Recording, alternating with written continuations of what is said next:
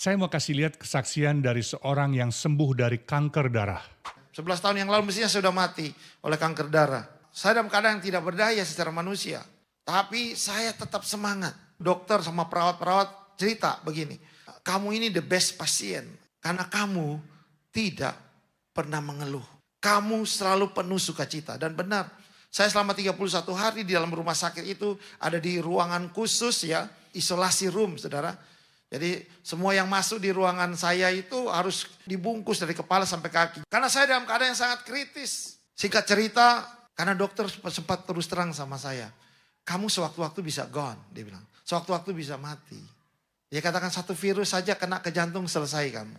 Saya tenang, saya tetap bersuka cita karena saya punya firman.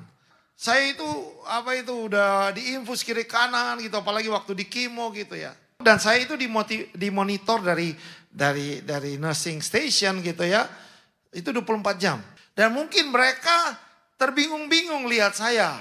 Ini orang sakit atau apa? Karena kayak saya nyanyi, kalau dia tiada berkesudahan, begitu. Dari sebaik saya angkat jempol. Benar saudara, firman Allah itu kalau kita hidupi, firman itu benar, ya dan amin. Kekuatan, haleluya. Itu yang membuat saya sembuh. Mereka geleng-geleng kepala. Akhirnya mereka tahu saya pendeta. Akhirnya artinya begini. Hidup ini berbuah jadi berkat, memberikan impact. Sampai mereka bersaksi sama saya. Kami ini walaupun tengah malam kami pulang kerja. Kami tidak akan pulang ke rumah sebelum mampir di kamar kamu. Melihat kamu. Karena kamu itu luar biasa. Lihat. Kalau kita hidupi firman. Hidup kita bagaikan pohon yang berbuah lebat. Yang menarik perhatian orang. Setelah 2 minggu kurang lebih saya di kimo, kemudian diperiksa darah saya, dibawa ke laboratorium dan dapat hasil saya bersih dari kanker. Haleluya. Terus dokter bilang sama saya gini, kamu bersih, tapi saya takut. Takut katanya apa? Kanker itu sembunyi.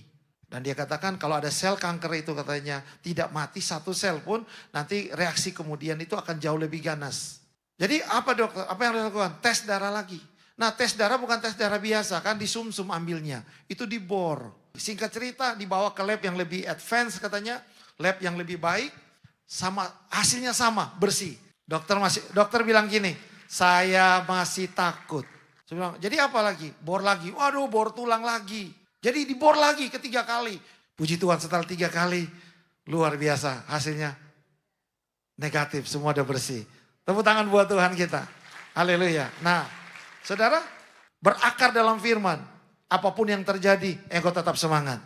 Sehingga engkau tetap maju, engkau tetap berkemenangan, dan hidupmu berbuah-buah bagi kerajaan Allah. Haleluya, ada amin? Amin. Teman-teman, bersukacitalah senantiasa. Karena sukacita karena Tuhan adalah kekuatan kita. Sekali Yesus, tetap Yesus. Salam sukses, sukses adalah berkenan.